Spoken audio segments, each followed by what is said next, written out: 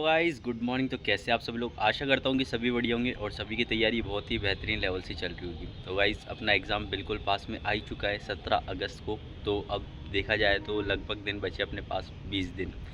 तो गाइस, अब देखो लास्ट टाइम पे अपन को खूब सारी चीज़ें नहीं करने की होती है जिनको अवॉइड करना चाहिए। और अब लास्ट टाइम पे किस तरीके से अपन को रिवीजन करना चाहिए, किस तरीके से किस सब्जेक्ट को कितना टाइम देना चाहिए, क्या चीज़ें करनी चाहिए, क्या नहीं करना चाहिए, वो अपन आज इस वीडियो के अंदर डिस्कस करेंगे। जो कि लिए आपके लिए बहुत ही ज़्यादा इंपॉर्टेंट रहेगा कि आप 20 दिन आपका ये शेड्यूल रहना चाहिए, आपको ये चीज़ें फॉलो करनी चाहिए।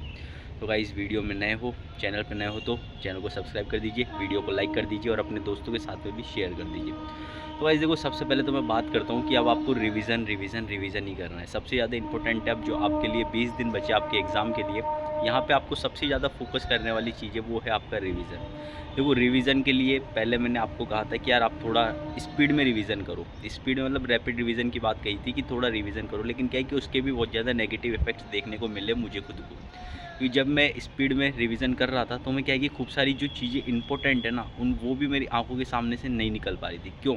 क्योंकि यार अपन जब स्पीड में रिवीजन करते हैं ना, तो करते करते क्या है कि अपन खूब सारी चीज़ों को छोड़ देते हैं जल्दीबाजी के चक्कर में। तो अपन को अब स्पीड में रिवीजन नहीं करना है। एक तो अपना रिवीजन का है ना, प्रॉपर टाइम दो, मतलब प्रॉपर चीज़ों को रिवाइज़ करो। जितना टाइम अपन ने पढ़ने में लगाया था उसका कम से कम मतलब 1/4 टाइम तो आप रिवीजन में दो यार।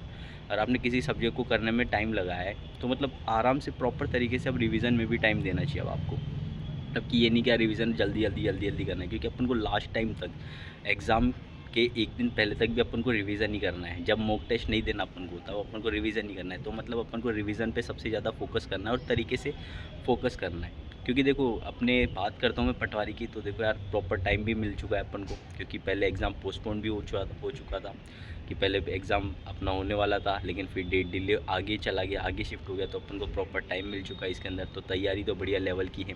अब बस ये तैयारी बढ़िया लेवल की है, बढ़िया अपन ने चीज़ें पढ़ रखी है, तो बस एक रिवीजन के चक्कर में ही क्यों अपन पीछे हटें।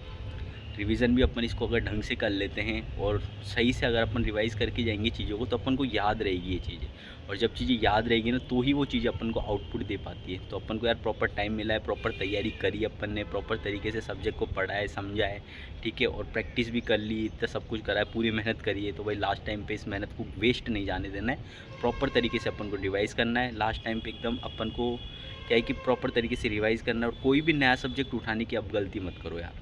कोई भी बच्चा हो ना भाई, जिसका जो भी रह चुका है ना, अब छोड़ो यार। अब मतलब कि अगर आप कहीं से भी कोई भी कंटेंट देख रहे हो तो अब ये मत सोचो कि यार इस कंटेंट के पीछे भी मैं चला जाता हूँ, कि अब इस चीज़ को भी मैं कवर कर लेता हूँ। यार मेरा ये वाली चीज़ रह रही थी, मैंने यहाँ से देखा यूट्यूब से अब कोई वीडियो कि यार ये वाला टॉपिक भी इंपॉर्टेंट है, अब इस टॉपिक की तरफ चला जाता हूँ। तो भाई अब ये गलती नहीं करनी। अब बहुत कम दिन बचे, तो 20 दिन के अंदर आपने जो भी पढ़ा है ना, उस जो सब्जेक्ट आपने पढ़ा है, जो डाटा आपने पढ़ रखा है ना, उसी के ऊपर कॉन्फिडेंट होकर उसी को रिवाइज़ करो। ठीक है, सबसे ज़्यादा खेल क्या है कि आपकी कॉन्फिडेंस का है, आपकी मोटिवेशन का है। ठीक है, तो कॉन्फिडेंट रहकर कि जो आपने पढ़ा है वो चीज़ सब कुछ सही है, वो बहुत सही है। मतलब आपने जो कंटेंट पढ़ा है उसके ऊपर विश्वास करके आगे बढ़ते रहो, उसी कंटेंट को रिवाइज़ करते रहो, रिवाइज़ करते रहो। क्योंकि आपने यार मॉक भी लगाए होंगे, तो ये तो है नहीं कि आपने कंटेंट पढ़ लिया और मॉक टेस्ट नहीं लगाया या पीवाईक्यू नहीं लगाए हो। ठीक है, तो आपने वो सारी चीज़ें भी लगाई, तो आपने आपके कंटेंट को देखते हुए देखा होगा कि हाँ यार, मैक्सिमम तो अपना चीज़ें हो ही गई। लेकिन अब जब लास्ट टाइम पे अपन को कोई नया कंटेंट देखने को मिलता है ना, तो अपन क्या है कि उसकी तरफ डाइवर्ट हो जाता है। अपन सोचते हैं कि यार ये वाली चीज़ मेरी रह गई तो मैं कवर कर लेता हूँ अभी लास्ट टाइम पे। तो भाई ये गलती अब नहीं करनी अपन को। लास्ट टाइम पे कुछ भी नया टॉपिक नहीं उठाना, कुछ भी इधर उधर की चीज़ें कुछ भी देखने को मिले आपको, तो वो चीज़ नहीं करनी है अब अपन को लास्ट में। उसको छोड़ दो अब। ठीक है, अब नहीं करना अपन को वो सारी चीज़ें लास्ट टाइम पे। कुछ भी लास्ट टाइम पे नया टॉपिक नहीं उठाना। कुछ भी नया टॉपिक दिखता है अपन को कि यार ये सारी चीज़ मेरी रह गई शायद, तो आप उसको थोड़ा टाइम दे सकते हो, लेकिन रिवीजन को सबसे ज़्यादा इंपॉर्टेंट। रिवीजन धीरे धीरे करो, क्योंकि लास्ट टाइम तक अपन को देखो रिवीजन पे ही फोकस करना है। रिवीजन जितना बढ़िया रहेगा उतनी चीज़ें याद रहेगी। और वहाँ पे एक लप्पे लगाने की वो मत करना भाई, क्योंकि आपको पता है कि जब भी ज़्यादा फ़र्क नहीं रहता भाई। क्योंकि जब अगर कोई बच्चा पढ़ के जाता है ना, तो वो क्या है, कुछ नंबरों से ही रहता है, कभी कभी तो 1 नंबर 2 नंबर से। तो भाई ये आपके लप्पे के चक्कर में आपका सिलेक्शन रुक जाए, इसलिए क्या है कि अपन को वहाँ पे तुक्के नहीं लगाने। अपन को जितना पेपर आता है उतना ही पेपर अटैम्प्ट करना है। अगर 2 ऑप्शन आ रहे हैं, ठीक है, 2 ऑप्शन एलिमिनेट हो चुके हैं, 2 ऑप्शन में कन्फ्यूजन है, तो अपन क्या है कि वहाँ पे रिस्क ले सकते हैं। लेकिन वो भी ज़्यादा क्वेश्चंस में रिस्क लेने की कोशिश मत करना, फिर बता रहा हूँ मैं। और एकदम दिमाग को शांत रखना। एग्ज़ाम से पहले वाले दिन प्रॉपर नींद लेना, प्रॉपर डाइट लेना और तरीके से बिल्कुल शांत। क्योंकि जितना दिमाग शांत रहेगा उतना पेपर अपना अच्छा जाएगा। क्योंकि देखो मेहनत तो सब लोगों ने करी है, लेकिन फिर वो क्या है कि 3 घंटे वाला एक फैक्टर रहता है कि 3 घंटे में कौन कितना आउटपुट दे पाता है, किसकी किस्मत कितनी चल पाती है, किसको कितनी चीज़ें उस टाइम पे याद रह पाती है। तो भाई ये सब चीज़ें क्या है कि तब ज़्यादा ज़रूरी हो जाएगी जब आप क्या है कि तरीके से जाओगे वहाँ पे, ठीक है। प्रॉपर तरीके से जब आप रेस्ट करके जाओगे, प्रॉपर खाना वाना खा के जाओगे, प्रॉपर तरीके से दिमाग को शांत रख के जाओगे, तो इसका आउटपुट आपको बहुत अच्छा मिलेगा। तो आपको क्या है कि लास्ट टाइम पे बिल्कुल भी एक तो पैनिक नहीं होना टेस्ट को लेकर भी, क्योंकि देखो टेस्ट में आपके नंबर आ रहे कि नहीं आ रहे। तो टेस्ट में देखो नंबर आ रहे हैं तो बढ़िया है, नहीं आ रहे तो ज़्यादा घबराने की ज़रूरत नहीं, क्योंकि भाई टेस्ट वाले सवाल वहाँ पे नहीं मिलेंगे 100%। ठीक, कोई भी हो अगर वो ऐसा बोलता हो कि भाई यार मैं जो मॉक टेस्ट दे रहा हूँ या जो मैंने मॉक टेस्ट बनाए, कोई भी कोचिंग वाला है, कि इन्हीं में से आपको क्वेश्चन वहाँ पे मिलेंगे, तो भाई वो फेक है, भाई नहीं मिलता कुछ भी। मॉक टेस्ट सिर्फ अपनी प्रैक्टिस के लिए कि जो अपन गलतियाँ यहाँ पे कर रहे हैं प्रेजेंट टाइम में, वो अपन वहाँ पे एक्चुअल पेपर के अंदर नहीं करें। अपन क्या क्या गलतियाँ कर रहे हैं वो सारी चीज़ें अपन वहाँ पे नहीं दोहराए, इसलिए अपने को क्या है कि प्रैक्टिस के लिए मॉक टेस्ट करवाई जाती है, एक प्रॉपर टाइम को मैनेज कर सके। क्योंकि देखो वहाँ पे क्वेश्चन आएंगे, ठीक है। अब क्या है कि खूब सारे बच्चों की एक ये भी रहती है कि यार वो OMR को भी बाद में भरते हैं, लास्ट में भरने की आदत रहती है। मेरी खुद की मतलब पहले की आदत बात करता हूँ मैं, अभी 2 साल के अंदर जो मैंने पेपर दिए थे, तो उनके अंदर क्या है कि क्या रहता था मेरा कि पहले मैं पूरा पेपर सॉल्व करता था, फिर OMR को भरता था लास्ट के 20 मिनट में, ठीक है। जो कि होने में तो इनफ है कि आप आराम से 20 से 25 मिनट में OMR को भर दोगे। लेकिन क्या है कि इसमें क्या एक दिक्कत होती है कि जैसे अभी अपना 3 घंटे का पेपर है ना, तो 3 घंटे में 2 घंटे तक तो सही चलेगा। जैसे ही 2.5 घंटे हो जाएंगे, 2.5 घंटे के बाद में अगर आपके कुछ क्वेश्चन बच रखें, ठीक है, तो फिर आपको ऐसे सोचोगे कि यार मेरे को अभी तक OMR भी भरनी है और एक क्वेश्चन भी करने, और अगर उनके अंदर मैथ और रीजनिंग की क्वेश्चन है तो भाई दिमाग नहीं लग पाता। फिर अपन लप्पे लगाते हैं, फिर फटाफट पढ़ते हैं क्वेश्चन कौन सा सही है सम्मिलित पूछा था और अपन ने क्या लगा दिया, कौन सा करेक्ट पूछा था इनकरेक्ट वाले पे टिक लगा दिया, ये दिक्कत होती है। तो आप कहें कि OMR को भी एक साथ भरने वाली गलती ना करें, लास्ट में भरने की गलती नहीं करें, ठीक है। ये अब आपके हिसाब से देख लेना कि आपको कब भरनी है OMR। मैं तो यही बोलूँगा लास्ट में बिल्कुल भी भरना नहीं कोई भी। अगर आप ऐसा है तो 2 घंटे बाद एक बार भर लेना, नहीं तो 1-1 घंटे में आप OMR को भर देना, नहीं तो साथ के साथ में भी जो आ रहा है OMR में भरो। क्योंकि खूब सारे बच्चे रहते हैं भाई डायरेक्ट क्या करते हैं, क्वेश्चन आया OMR के अंदर फिल कर दिया आगे बढ़े, क्वेश्चन आया OMR के अंदर फिल कर दिया आगे बढ़ा। तो आप ये भी कर सकते हो।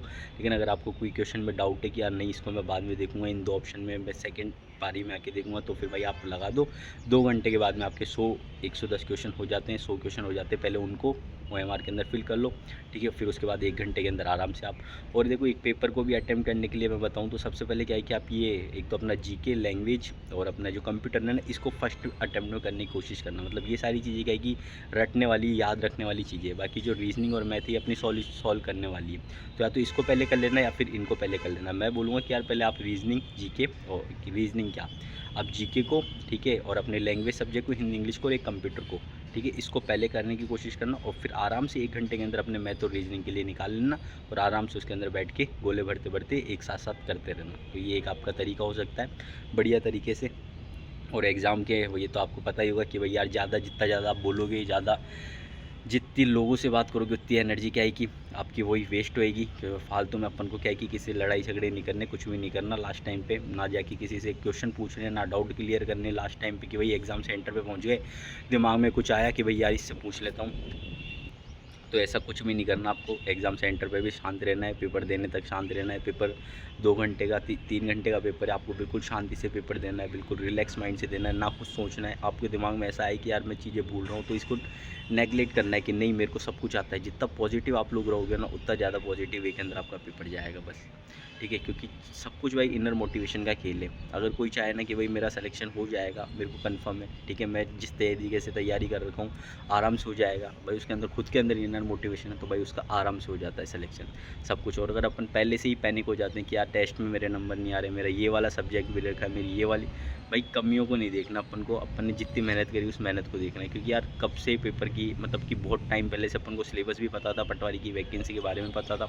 वैकेंसी भी बढ़ चुकी है, पोस्टें बढ़ चुकी है, मतलब ठीक है, इतनी ज़्यादा पोस्टें बढ़ चुकी है, इतना टाइम भी मिल चुका है, ठीक है। और अपन ने मेहनत भी करी है भाई, सब ने मिल एक साथ बहुत टाइम से जुड़े हो आप लोग, तो लास्ट टाइम पे जाके इसको वेस्ट नहीं करना अपन को, प्रॉपर तरीके से। बस मैं तो हमेशा बोलता हूँ पॉजिटिव रहो, ठीक है। कुछ भी दिमाग में थॉट्स हैं नेगेटिव, उनको निकालो, पॉजिटिव रहो कि जो पढ़ना है उसको पढ़ो आराम से बैठ के, रिविज़न तरीके से कर लो अब।